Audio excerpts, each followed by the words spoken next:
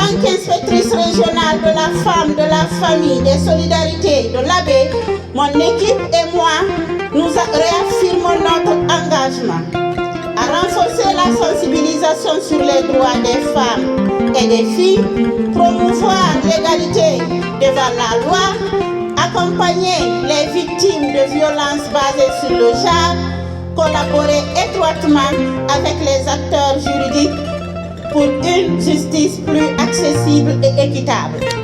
Bonne fête aux femmes de Guinée et du monde entier. Vive les femmes pour que vivent les hommes. Vive les femmes pour que vive la Guinée.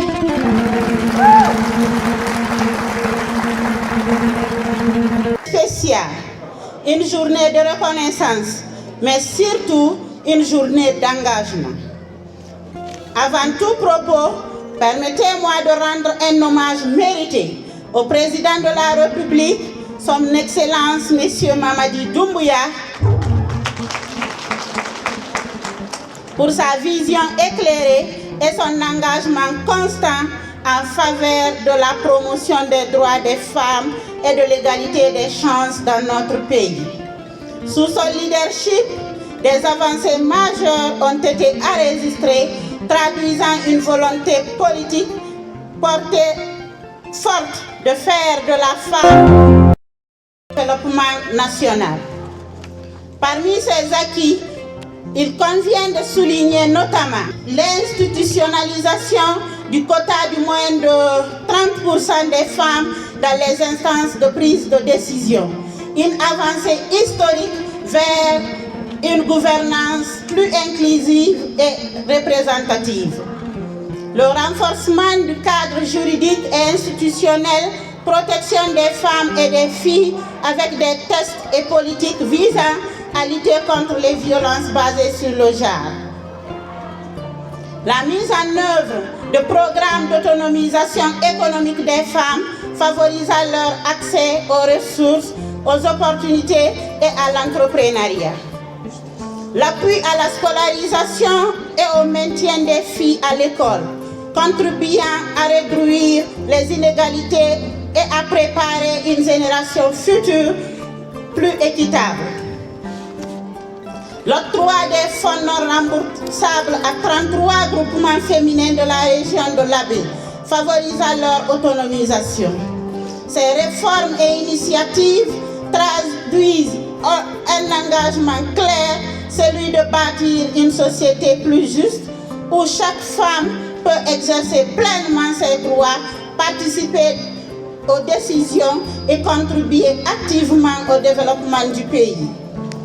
Je voudrais également saluer et remercier Madame la ministre de la Femme, de la Famille et des Solidarités pour son leadership remarquable, ses efforts inlassables et les réformes engagées en faveur de la politique et de l'autonomisation des femmes et des filles. Mesdames et messieurs, aujourd'hui nous célébrons la femme courageuse, la femme battante, la femme qui se lève chaque jour pour sa famille, pour sa communauté, pour son pays. Mais au-delà de la célébration, nous devons regarder la réalité en face et rappeler les défis persistants qui freinent encore leur plein épanouissement. Le thème retenu cette année, assurer l'accès à la justice pour toutes les femmes et les filles, interpelle nos consciences et appelle à une mobilisation collective. Permettez-moi de le dire avec force, la justice n'est pas un privilège, c'est un droit fondamental. La justice ne doit pas être un luxe, la justice ne doit pas dépendre du statut social. La justice doit être une réalité pour toutes. Et cela concerne tous. Parce que trop de femmes souffrent en silence. Parce que trop de filles n'osent pas parler. Parce que trop d'injustices restent sans réponse. Dans nos communautés, de nombreuses femmes et filles continuent de faire face à des obstacles majeurs. Méconnaissance de leurs droits, pression sociale et culturelle, insuffisance d'accompagnement juridique, difficultés économiques.